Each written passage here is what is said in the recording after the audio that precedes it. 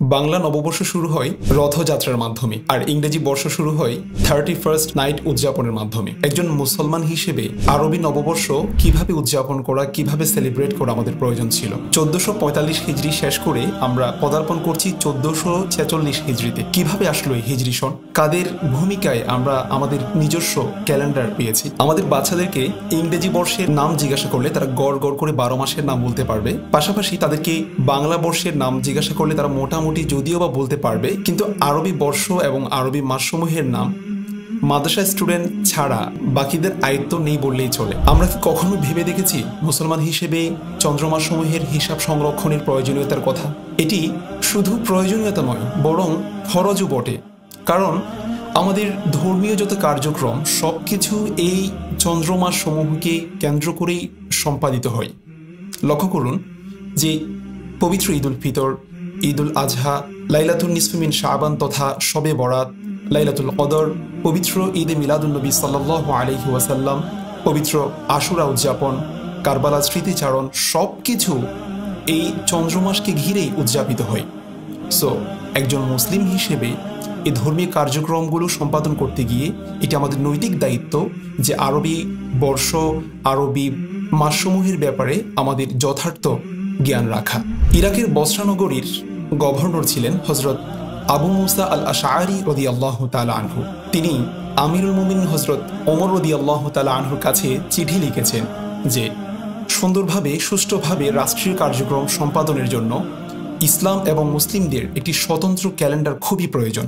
এই বিষয়টি হজরত ওমর রাদিয়াল্লাহু তাআলা আনহু শীর্ষ সাহাবায়ে কেরামদেরকে নিয়ে পরামর্শ করেছেন। সেখানে সিদ্ধান্ত হয় যে মুসলিমদের জন্য একটি স্বতন্ত্র ক্যালেন্ডার থাকবে, যেটির মাধ্যমে ইসলামিক সকল কার্যক্রম পরিচালিত হবে। প্রথমে পরামর্শ নেওয়া হয় যে কোন বছরকে ধরে ইসলামিক ক্যালেন্ডারের প্রথম বছরটি শুরু হবে। সেখানে অনেক পরামর্শ দেয়া হয়।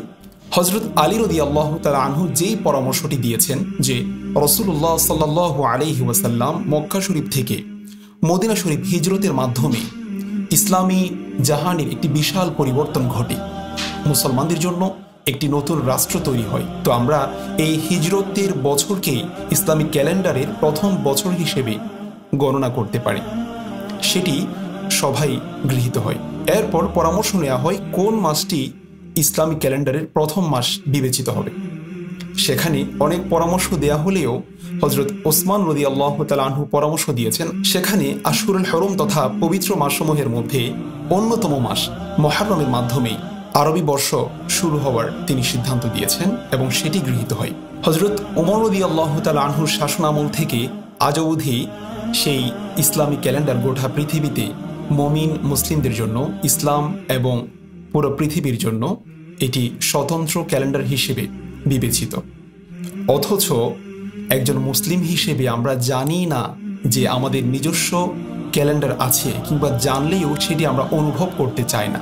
আমরা আমাদের কার্যক্রমে যে ক্যালেন্ডার ব্যবহার করছি তা মূলত খ্রিস্টীয় ক্যালেন্ডার। আন্তর্জাতিক কার্যক্রম সম্পাদনের জন্য যদি আমরা করছি কিংবা করতে পারি, তবু একজন মুসলিম হিসেবে আমাদের সচেতন থাকা প্রয়োজন যে তারা সেখানে তাদের ধর্মীয় বিশ্বাসকে কতটা প্রভাবিত করেছে। ইসলামী সোনালী সভ্যতার সবচেয়ে বেশি গুরুত্ববহ এই বর্ষবরণকে আমরা ধারণ করি, লালন করি, এটির মাধ্যমে আমরা আমাদের কার্যক্রমগুলো পরিচালনা করি। সে প্রত্যাশা রেখে সামনের দিনগুলো ইসলামী বর্ষের সাথে সুন্দরভাবে কাটবে, সে প্রত্যাশা রেখে শেষ করছি। আসসালামু আলাইকুম ওয়া রাহমাতুল্লাহ।